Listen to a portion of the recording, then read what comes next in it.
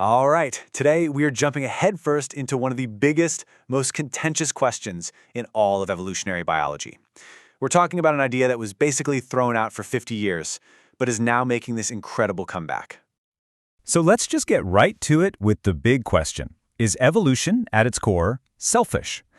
For a long time, especially during the whole selfish gene era, the answer from most scientists was a pretty resounding yes. But what if that's not the whole story? What if it's way more complex and, frankly, way more interesting than that? And, this debate is not new, not at all. We're talking about Charles Darwin himself. Way back in 1871, he was wrestling with this exact paradox. He figured, okay, being a good moral person might not help you win against the guy next door, but a whole tribe of good, cooperative people, they would absolutely wipe the floor with a tribe full of selfish jerks. And that, right there, is the heart of it. That's Darwin's dilemma.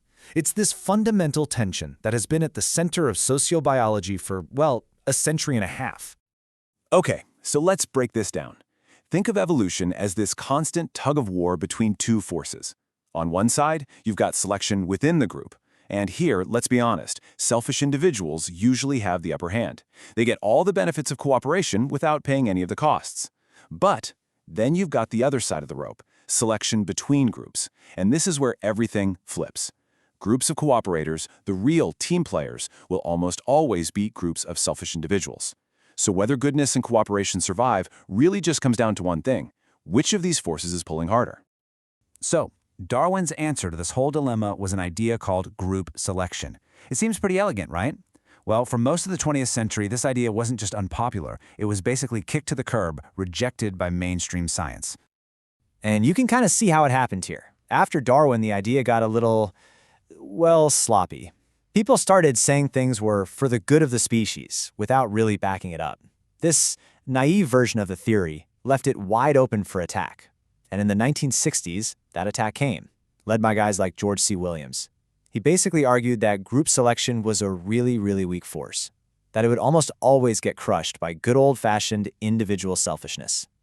So the argument that killed group selection for a while rested on three main points. Think of it like a three-legged stool. First, it just seemed theoretically impossible, like it would need these perfect Goldilocks conditions that you'd never find in the real world. Second, there was no real proof. Where was the hard evidence?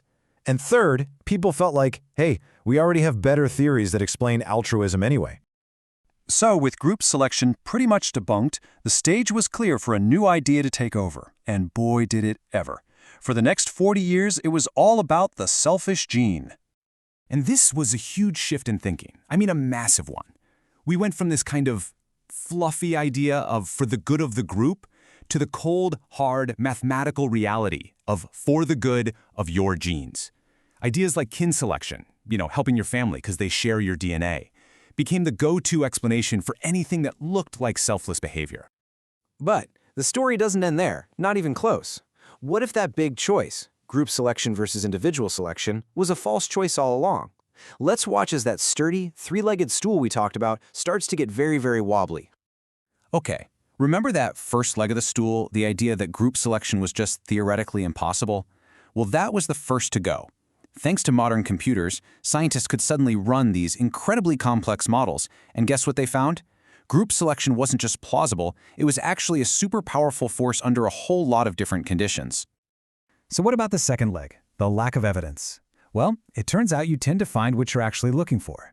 As soon as a new generation of scientists decided to take this idea seriously again and started looking for evidence with fresh eyes, they found it. And I mean, they found it everywhere. I love this example with the Pseudomonas bacteria. It's so perfect. So these little guys work together to build this mat so they can float on the surface of a liquid. But then you have cheaters who don't help build, they just enjoy the ride. And for a while, they do great. The problem is, once you get too many cheaters, the whole mat sinks and everybody drowns.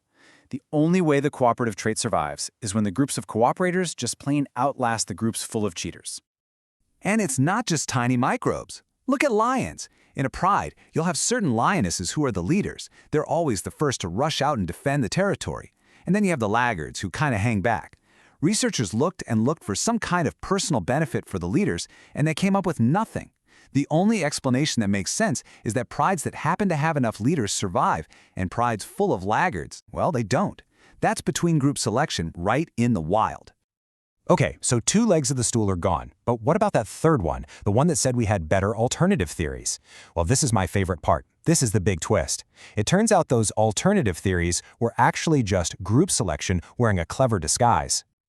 Let's look at the most famous one, kin selection. This was the theory that supposedly made group selection obsolete. But when you really look at the math, you see the exact same logic. A gene for helping your siblings is still a disadvantage to you personally compared to your selfish siblings. The only reason that gene spreads is because families with more helpers do better as a group than families without them. It's group selection. The group just happens to be your family. So this isn't just about an old idea making a comeback. This is way bigger. This has led to a whole new way of looking at things, a new foundation for understanding social life itself, all the way from bacteria up to us. And that brings us to what's now called multi-level selection theory. The idea is simple but profound. Natural selection isn't a one-trick pony. It's happening on multiple levels, all at the same time. It's like a set of Russian nesting dolls. You've got the selfish pressures on individuals inside the group, but that's happening at the same time as the cooperative pressures between the groups. It's this constant tension from genes all the way up to societies. And once you see the world this way, the biggest moments in the history of life suddenly make perfect sense.